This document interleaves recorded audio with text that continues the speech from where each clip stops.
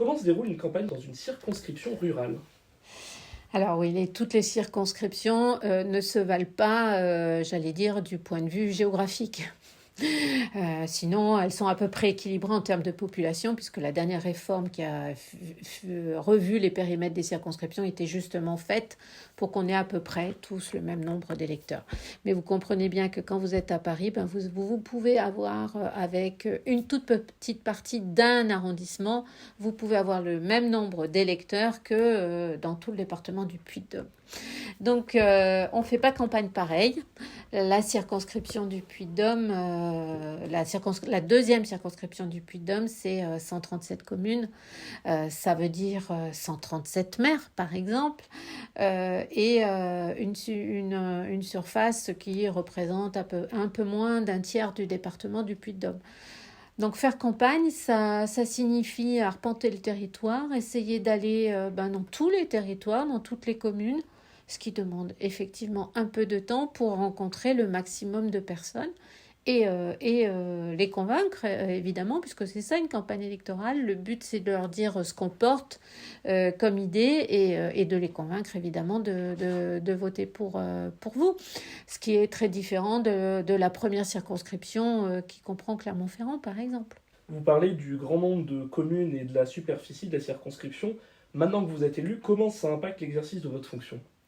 Alors, euh,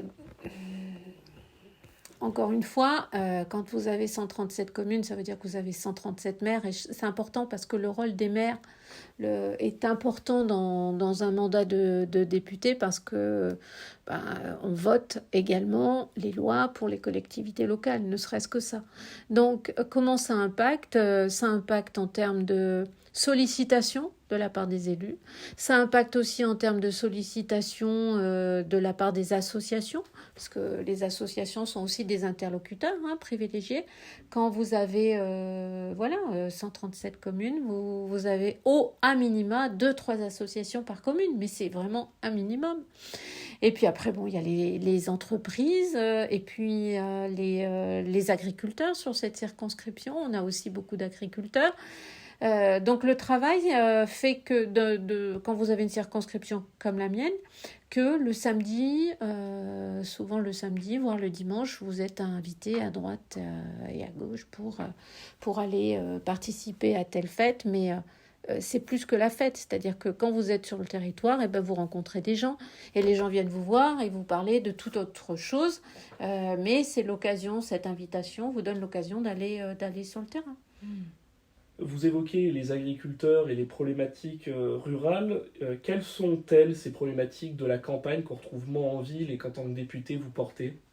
Alors, cette circonscription, elle a la particularité en termes d'agriculture d'avoir deux types d'agriculture. C'est-à-dire, vous avez les Combrailles, effectivement, ou là, même trois. On est sur plutôt un élevage de vaches allaitantes, côté tout le bassin Saint-Gervais d'Auvergne, Pionça, où là, vous avez plutôt de la vache allaitante.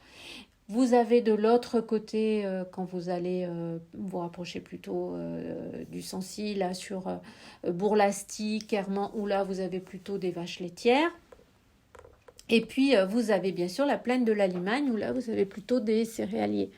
Les problématiques sont évidemment pas les mêmes, mais il y en a une commune à tout le monde, et bien au-delà des agriculteurs, les communes à ces trois types d'agriculture, mais les communes à tous, puisque c'est le problème de la sécheresse et le problème de l'accès à l'eau sur notre territoire, mais comme partout en France.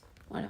Après, il y en a une autre problématique qui est bien sûr celle des prix, c'est-à-dire comment on fait pour que les agriculteurs vivent vraiment de leur travail. On a eu les lois Egalim. Et puis, il y a la transmission du foncier, c'est-à-dire que si demain, on veut que sur cette circonscription, mais partout en France, on ait des exploitations qui continuent à vivre, ça veut dire qu'au vu de la pyramide des âges, notamment de nos agriculteurs, c'est aujourd'hui qu'on se préoccupe de la transmission effectivement du foncier et des exploitations avec un inconvénient, alors peut-être pas forcément du côté des Combrailles, mais qui se pose notamment dans certains coins en France, qui est la transmission d'exploitations qui sont devenues gigantesques et pour lesquelles il faut un capital énorme et ça pose problème. Comment se découpe votre semaine de député?